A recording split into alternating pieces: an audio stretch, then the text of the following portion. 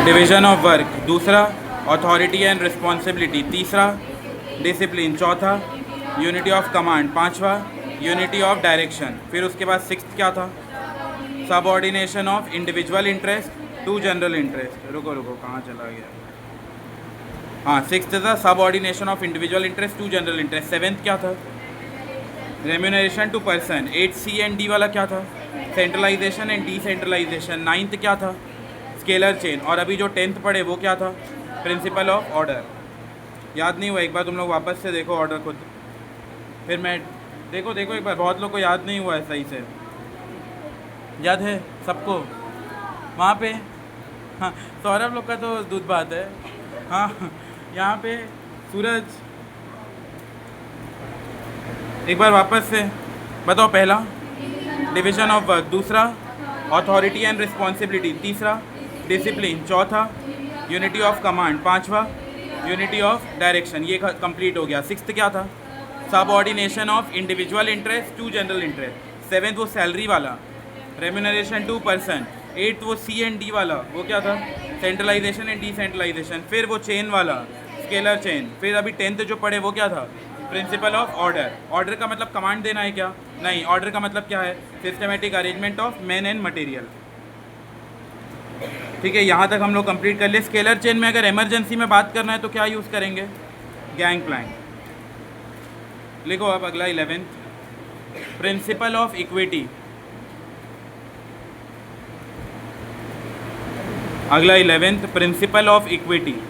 Equity का मतलब है इक्वालिटी, मतलब फीमेल मेल को कोई भी वो पार्शलिटी नहीं करना है। कोई भी उनके जात, उनके धर्म, उनका जो भी कम्युनिटी बिलीफ है, सेंटिमेंट्स है, उन किसी भी बेसिस पे उन्हें हम डिस्क्रिमिनेट नहीं करेंगे। जैसे कई ऑर्गेनाइजेशन में क्या होता है, हेड जो होते हैं वो फीमेल होते हैं तो फीमेल को प्रायोरिटी देते हैं, मेल को प्रायोरिटी नहीं देते। कई ऑर्गेनाइजेशन में फीमेल को प्रायोरिटी नहीं दिया जाता, मेल को प्रायोरिटी दिया जाता है, उनसे फीमेल से ज़्यादा काम करवाया जाता है, सैलरी कम दिया जाता। तो फ्योल का ये मानना था कि अगर तुम मेल जैसा काम करवाए हो फीमेल से, मतलब उतने ही घंटे फीमेल काम कर रही है, उतने ही घंटे मेल काम कर रहे हैं, तो दोनों को सैलरी सेम देना चाहिए। जैसे अगर मैं बॉलीवुड की बात करूँ ना, तो अभी का तो ट्रेंड बदल गया। आजकल के डेट में फीमेल लोग जो है, फीमेल एक्ट्रेस लोग हैं, उन लोग बहुत ज़्यादा अच्छा अर्न कर रहे हैं, कई बार मेल से भी ज़्यादा अर्न कर रहे हैं। लेकिन पहले क्या होता था, फीमेल वाले को कम मिलता था, भले उन लोग का रोल ज़्यादा रहता था, मेहनत ज़्यादा रहता था, लेकिन एक रहता था मेल डोमिनेटेड सोसाइटी है वो 80s का 90s के ज़माने का, कि मेल है तो उनको ज़्यादा ही पैसा मिलेगा, भले उनका एक स्पेशल अपीयरेंस ही क्यों ना हो, उनको ज़्यादा पैसा मिलेगा। और फीमेल अपना जी जान लगा दी, उसको पैसे ही नहीं मिल रहा है। आज भी गांव जगह में वो दिहाड़ी में फीमेल कितना ही काम करते रहती है, लेकिन उनको पैसा नहीं मिलता। लेकिन मेल को टाइम टू टाइम उनको अच्छा खासा पैसा दिया जाता है। तो फ्योल का ये मानना था कि ऑर्गेनाइजेशन में मेल और फीमेल जेंडर के बेसिस में, caste, community, belief, religion, region, किसी भी बेसिस में डिस्क्रिमिनेशन नहीं होना है। इक्विटी में एरो करके इक्वालिटी लिख लेना। इक्विटी का मतलब है इक्वालिटी, कि हम कहीं भी पक्षपात नहीं करेंगे, डिस्क्रिमिनेशन नहीं करेंगे। लिखो ये प्रिंसिपल क्या है। सबसे पहले इक्विटी रेफर्स टू, यहाँ पे इक्विटी का क्या मतलब है? Equity refers to kind, fair and just treatment of employees. Fair and just का मतलब सबको बिल्कुल सामान्य ढंग पे ट्रीट करना है। ऐसा नहीं कि हम किसी के तरफ पार्शियल है, किसी के तरफ नहीं है, ऐसा नहीं करना है। Equity refers to kind, fair and just treatment to employees.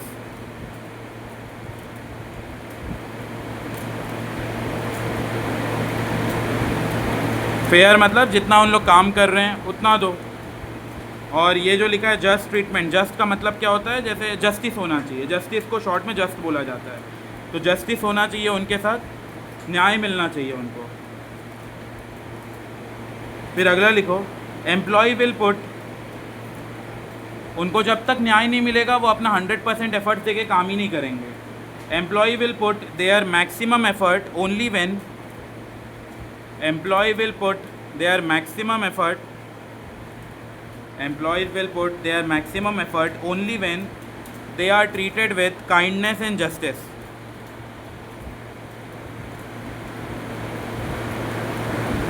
जब तक उनको काइंडनेस के तरफ, काइंडनेस के साथ, जस्टिस के साथ उनका ट्रीटमेंट नहीं करेंगे, व्यवहार ऑर्गेनाइजेशन में मैनेजर नहीं करेगा, तब तक वो अपना 100% देके काम नहीं करेंगे।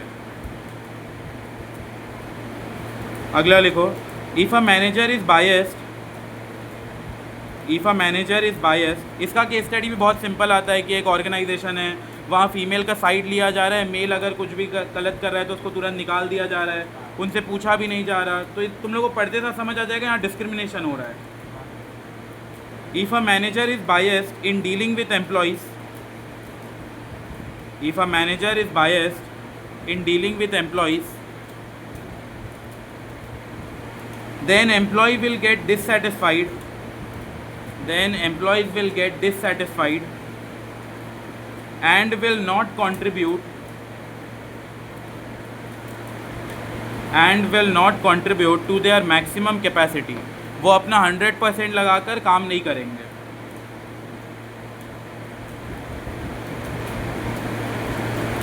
और इक्विटी का ये मतलब नहीं कि बस सैलरी का सेम दे रहे हो बाकी उनके साथ एक तरफा व्यवहार कर रहे हो, ऐसा नहीं। इक्विटी का मतलब हर तरीके से उनके साथ इक्वालिटी मेंटेन करो। बस सैलरी सेम दे देने से कुछ नहीं होता, उनका व्यवहार भी सेम होना है।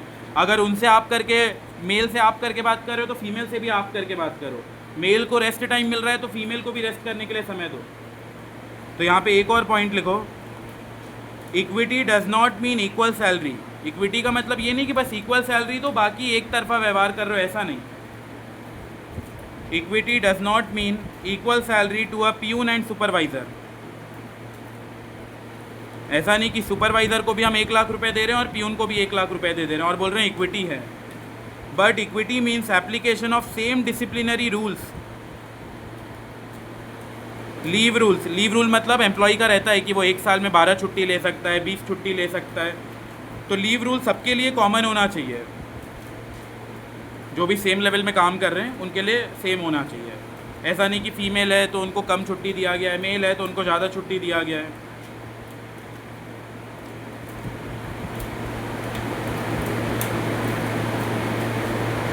In the same way irrespective of their grade, position, gender,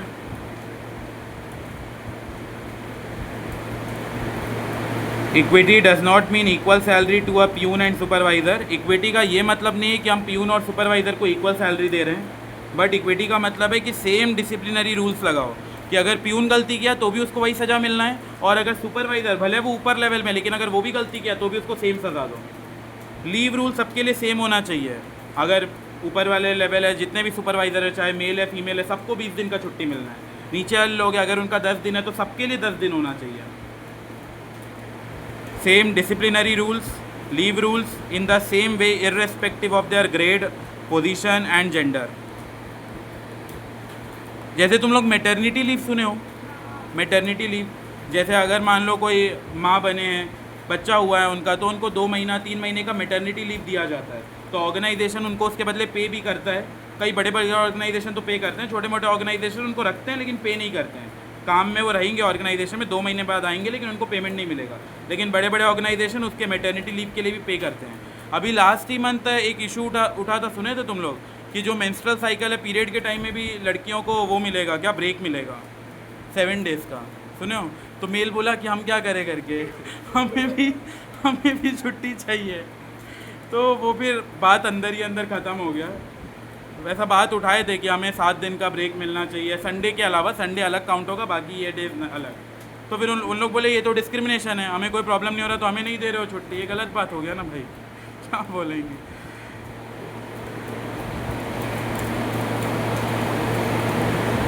अगला लिखो, इक्विटी मीन्स, ये last point, equity means no discrimination, कोई भी डिस्क्रिमिनेशन नहीं होना है।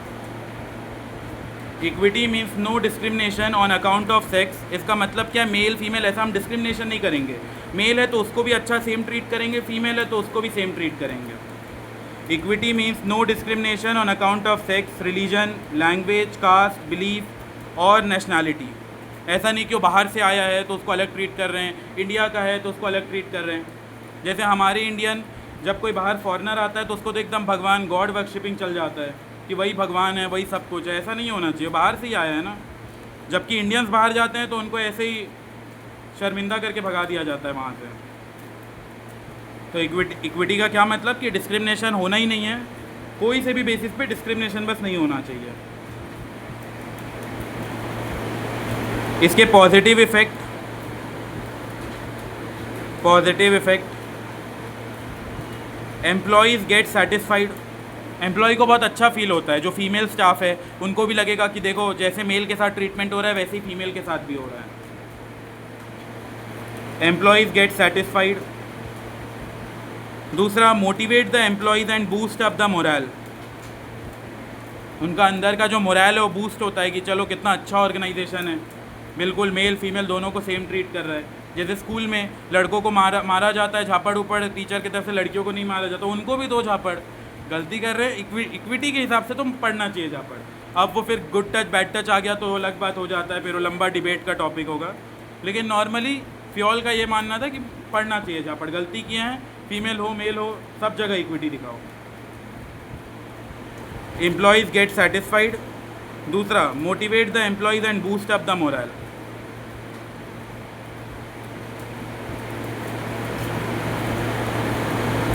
अभी तुम लोग वो सुने, एक बच्चा 14 साल का बच्चा, उसका केस सुने? नहीं सुने?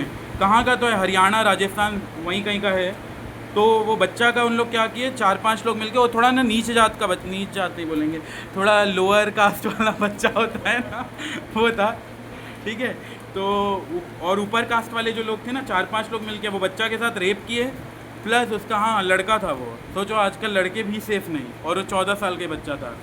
प्लस उसका स्क्रोटम काट के वो उसके टेस्टिस को दोनों निकाल के बाहर कर दिए, प्लस उसका जीभ निकाल के काट के फेंक दिए, प्लस दोनों आँख उसका निकाल दिए। अब बचा कुचा का सर तेजाब डाल दिए कि पता ही ना चले कि वो कौन है। तो ऐसा टाइप का हाल किया, देखना ना तुम लोग यूट्यूब में, उसके पापा रो रो के बता रहे हैं ये है वो है करके। तो वही आजकल कोई भी सेफ़ नहीं है, कोई भी नहीं। डेड बॉडी के साथ भी रेप हो गया, हाँ एक डेड बॉडी के साथ रेप कर लिए। 2-3 महीने के बच्चे होते हैं उनके साथ रेप हो जाता है, फिर बोलते हैं वो कपड़ा छोटा पहनी थी। वो 2-3 साल का बच्चा डाइपर पहना था भाई, 2-3 महीने का बच्चा।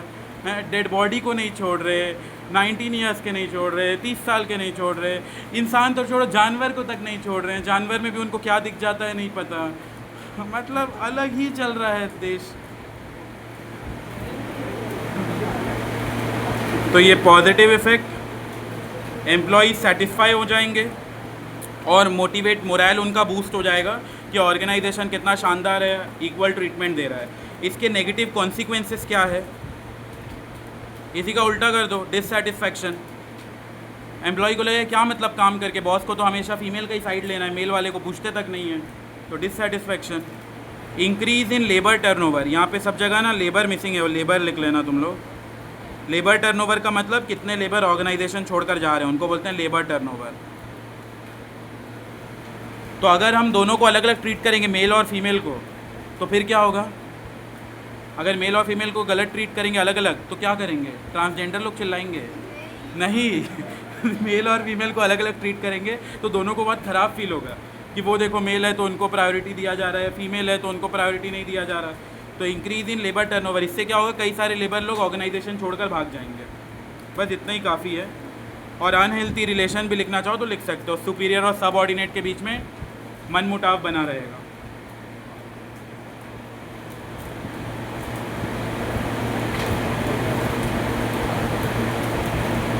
कितना प्रिंसिपल हो गया?